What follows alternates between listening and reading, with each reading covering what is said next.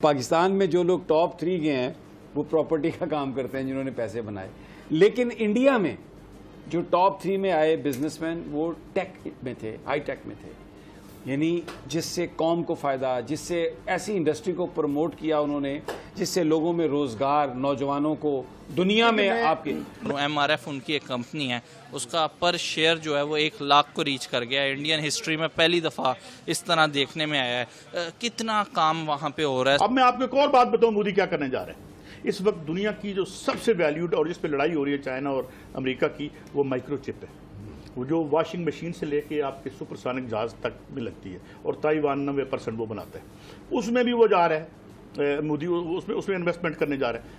75 अरब dollar की liabilities है हमारे ऊपर जो हमने 3 साल में अदा करनी है। मगर वो बड़े एस्ट्यूट लोग हैं। मिसाल के तौर पर 160 बिलियन की तो वो सिर्फ IT एक्सपोर्ट करते हैं। यही बात है। दुनिया में सबसे बड़ा जो मुल्क एक्सपोर्ट करता है वैक्सीन, वो करते हैं। कोई एक शोबा जिसमें आपको लगता हो हम भारत से भी आगे हैं? यार अगर आप देखो तो हम हर चीज में ही आगे हैं उनसे, हम IT में आगे हैं। यार आप वैसे आप लोग वही है ना। इस वक्त पोजीशन ये है कि लोअर मिडिल क्लास आदमी जो है उसके पास भी खाने के लिए रोटी नहीं है। इंटरनेशनल लेवल पे इंडियंस को ज्यादा प्रायोरिटी दी जाती है एज कम्पेयर टू पाकी। हमें पाकी कहा जाता है। $550 बिलियन वो रख के बैठा है मोदी।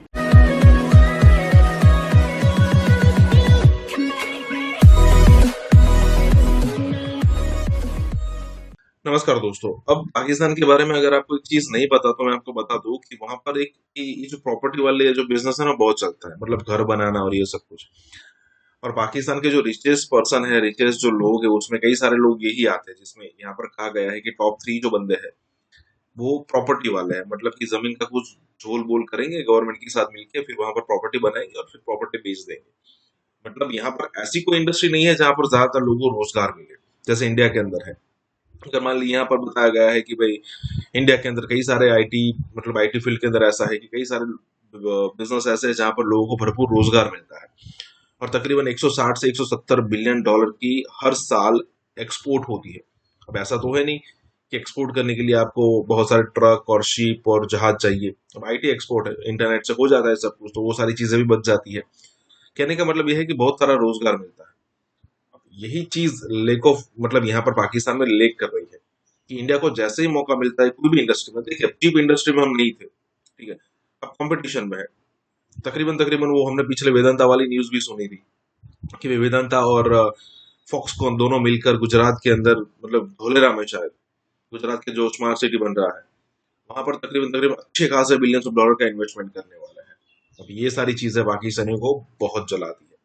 इसी के साथ ही वीडियो शुरू करते हैं।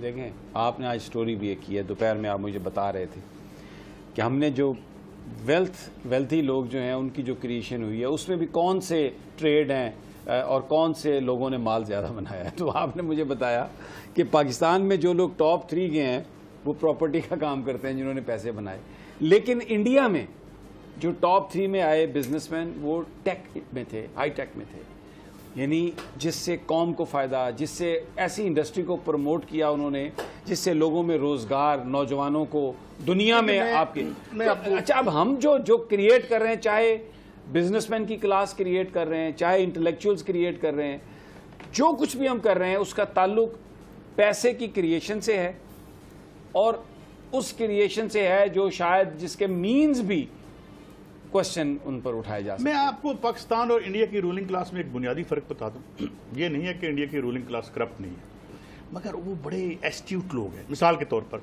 160 बिलियन की तो वो सिर्फ IT एक्सपोर्ट करते हैं। यही बात है। दुनिया में सबसे बड़ा जो मुल्क एक्सपोर्ट करता है वैक्सीन, वो करते हैं। अब मैं आपको एक और बात बताऊं, मोदी क्या करने जा रहे हैं। इस वक्त दुनिया की जो सबसे वैल्यूड और जिस पे लड़ाई हो रही है चाइना और अमेरिका की, वो माइक्रोचिप है।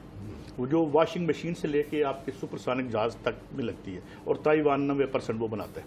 उसमें भी वो जा रहा है, मोदी उसमें इन्वेस्टमेंट करने जा रहा है। बात ये है कि वो खाओ न लैको, पर इतने पैसे तो रखो कि मैक्रो इकोनॉमिक बैलेंस होए। $550 बिलियन वो रख के बैठा है मोदी। तो मगर ये देखो ना कि मैक्रो इकोनॉमिक बैलेंस रखा हुआ है, वो बैगिंग बाउल लेके जगह जगह टके टके की नहीं फिर रहा होता।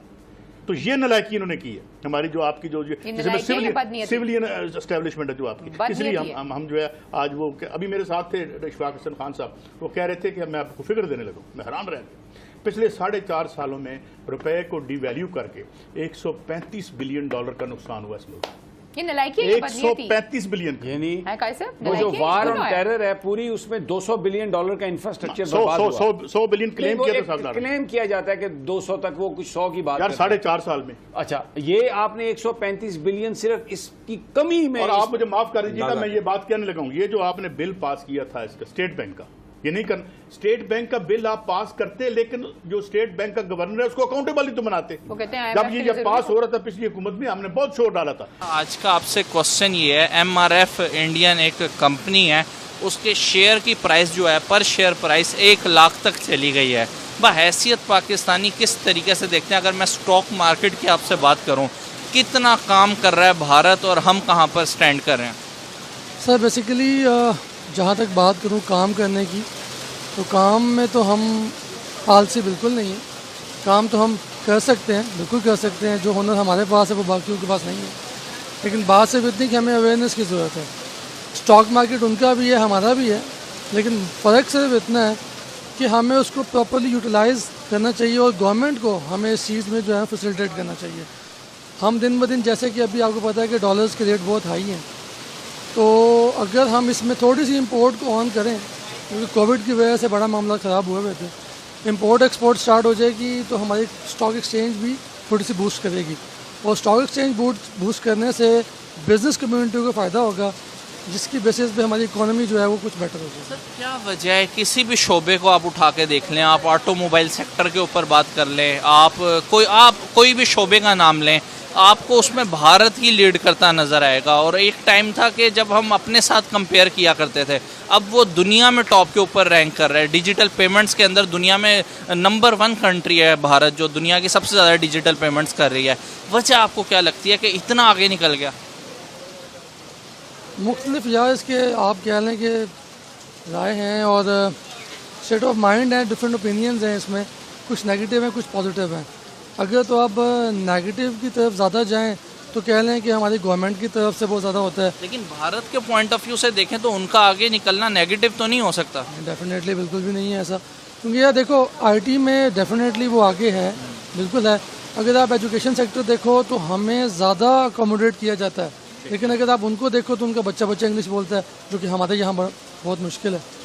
लेकिन IT बेस्ड में वो लोग बहुत आगे हैं हमसे। तो गाड़ियाँ अपनी बना रहे हैं वो। सर एप्पल जो एक बहुत मशहूर ब्रांड है, उसकी आउटलेट वहाँ ओपन हो गई है। सही बात है। हमें वो चीज़ दी जाती है जो कि 20 साल इस्तेमाल होकर हमारे पास पहुँचती है, जो कि हमारा एक बहुत बैकड्रॉप भी है। हमें यही वो चाहिए कि हमें इस वक्त आर्टिफिशियल इंटेलिजेंस को ऑन प्रायोरिटी बेसिस रखना चाहिए, ना कि एज़ कम्पेयर टू अभी आप देखें कितने बच्चे होंगे जो आर्टिफिशियल इंटेलिजेंस की डिग्री कर रहे होंगे। लोग MBA, अकाउंट्स, BBA, टीचिंग यहीं जाएंगे, खुद भी तो वो ग्रूम नहीं करते, या हमें कोई ग्रूम करने वाला भी तो नहीं है, कोई बताने वाला भी तो नहीं है। तो यही वजह है कि जो मोस्टली कंपनीज के CEOs हैं वो आपको इंडियंस नज़र आते हैं। दुबई में ज़्यादातर ये है, अगर आप दुबई को भी अगर विजिट करें, जो कि सिर्फ आप कह लें एक सहरा है, उन्होंने पूरी दुनिया बसा दी वहाँ पे। हमारे पास अल्लाह का शुक्र है ज़खायर ही बहुत ज़्यादा